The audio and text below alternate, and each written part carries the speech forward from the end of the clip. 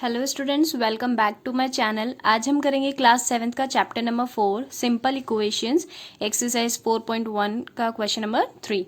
Solve the equations by trial and error method. तो सबसे पहले तो आप ये समझिए कि ट्रायल एंड एरर मेथड होता क्या है। देखो, ट्रायल एंड एरर मेथड में हमें क्या करना होता है, जैसे ये जो वेरिएबल है हमारे पास p या x, इधर m है, ये जो भी वेरिएबल्स है ना, हमें इनकी खुद से वैल्यू एज्यूम करनी है। मतलब खुद से ही 1 2 3 ऐसे लेना है और चेक करना है कि क्या हमारा जो ये RHS है ये आ रहा है, मतलब क्या ये इक्वेशन में सेटिस्फाई हो रहा है। और जिस भी वैल्यू से हमारा ये वाला आंसर आ जाता है वो हमारा क्या हो जाएगा, आंसर। अब मैं आपको प्रैक्टिकली ये करके बताती हूँ कि उसको आपको करना कैसे है। लेकिन ट्रायल एंड एरर मेथड यानी कि हमको क्या करना है, वेरिएबल की वैल्यू खुद से रखनी है।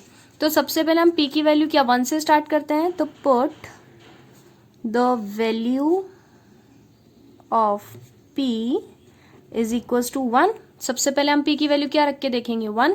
तो ठीक है, इधर क्या है 5। अब देखो 5p है, यानी 5 और p के बीच में कोई भी साइन नहीं है। इसका मतलब क्या है, मल्टीप्लाई है।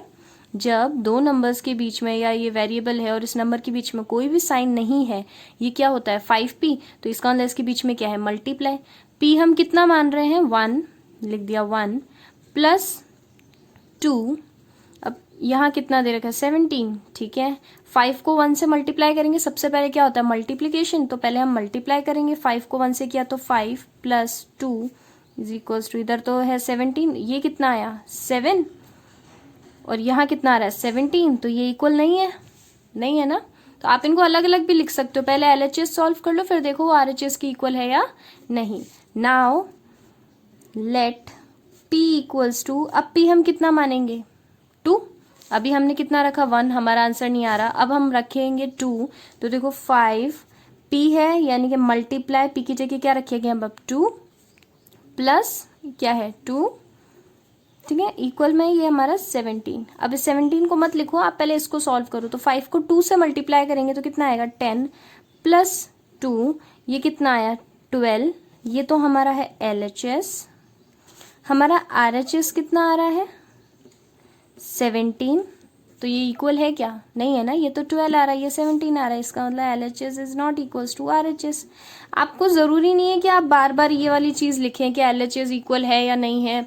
आप क्या करेंगे, सिंपल वैल्यूज पुट करके चेक करेंगे, और जिस भी वैल्यू से आपका आंसर आ जाता है वो आपका p की वैल्यू हो जाएगी। अब हम लिखेंगे put the value of p is equals to 3। हमने 1 रखा, नहीं आया आंसर, 2 रखा, नहीं आ रहा 17। अब हम रखेंगे 3। तो इक्वेशन है हमारे पास 5p plus 2 is equals to 17। p की जगह क्या रखना है 3, तो ये 5 p की जगह 3 यानी कि मल्टीप्लाई 3 प्लस 2। 5 को 3 से मल्टीप्लाई किया, कितना आया 15 प्लस 2 कितना होता है 17। हमें कितना चाहिए था 17 ही चाहिए था, हमारा आंसर आ गया। दैट मीन्स p की वैल्यू हमारी कितनी होगी 3।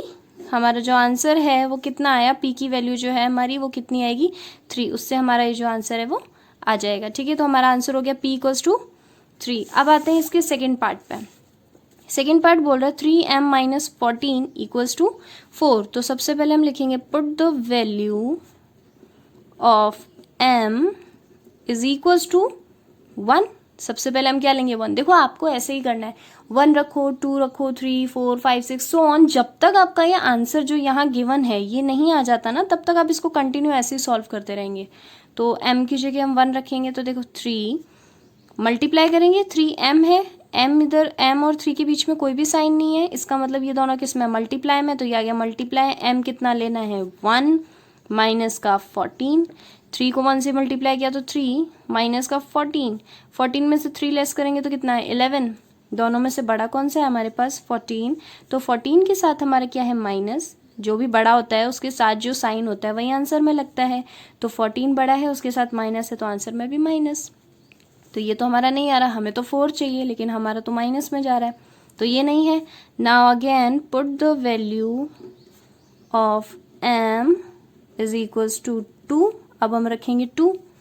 तो ठीक है, 3 मल्टीप्लाई, अब यहाँ m था, हमने 1 रखा, अब हम कितना रखेंगे 2, दोनों मल्टीप्लाई में है।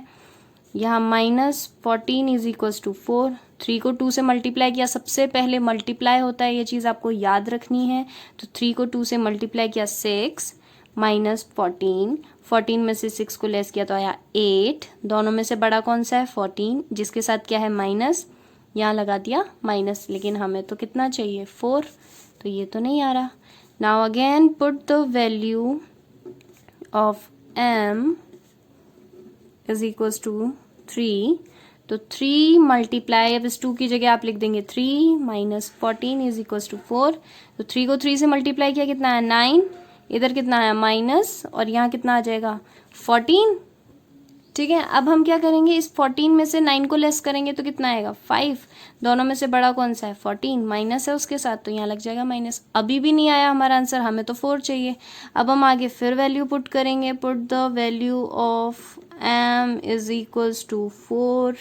अब हमने 4 वैल्यू पुट करी तो 3m है, यानी कि 3, अब इस 3 की जगह क्या आ जाएगा? Multiply 4 minus 14 is equals to 4। 3 को 4 से मल्टीप्लाई करेंगे, कितना आएगा? 12 माइनस 14। 14 में से 12 क्या? 2। दोनों में से बड़ा कौन सा है? 14, उसके साथ क्या है? माइनस, तो यहाँ कितना आ गया? माइनस। ये भी नहीं आ रहा। Again put the value of m is equals to 5। अब हम रखेंगे 5, तो ये 3 तो एज इट इज मल्टीप्लाई, पहले रखा था 1, फिर रखा था 2, देन 3, 4। अब हम रखेंगे यहाँ 5 माइनस 14 इज इक्वल्स टू 4। 3 को 5 से मल्टीप्लाई किया तो कितना आता है? 15 माइनस 14। 15 में से 14 लेस किया तो कितना आया? 1। ये तो 4 आ ही नहीं रहा, हमें तो 4 चाहिए, तो हमारा जो LHS है वो तो कितना आ रहा है? 1, लेकिन हमें कितना चाहिए? 4। आंसर तो अभी भी नहीं आया। नेक्स्ट दोबारा अब हम रखेंगे put the value of m is equals to 6। अब हम 6 रख के देखेंगे तो 3 को अब किससे मल्टीप्लाई करेंगे? 6 से, माइनस का 14, हमें कितना चाहिए? 4 आंसर। तो देखो 3 को 6 से मल्टीप्लाई किया तो 18, माइनस का कितना? 14। 18 में से 14 लेस करेंगे तो कितना आएगा? 4, और हमें कितना चाहिए था? 4। यानी अब आ गया ना हमारा आंसर। तो हमने m की क्या वैल्यू रखी कि हमारा आंसर कितना आ गया? 4 जो हमें चाहिए था, तो हमने m की वैल्यू रखी 6। m is equals to 6। ये वैल्यू रखने पर हमारा जो आंसर है वो आ जाएगा। यानी क्वेश्चन में जो गिवन है ना आपकी इक्वेशन में, जो 4 गिवन है, वो यहाँ m की क्या वैल्यू रखने पर आएगा? तो हमने निकाल लिया, वो m की 6 वैल्यू रखने पर आएगा। ऐसे ही सेम ये इक्वेशन है, इसको यहाँ पे आप p की क्या वैल्यू रखेंगे, क्या वैल्यू पुट करेंगे कि आपका 17 आ जाए? तो हमने सॉल्व किया, कितना आ रहा है? p 3, यानी p को 3 रखोगे तो आपका आंसर कितना आ जाएगा? 17।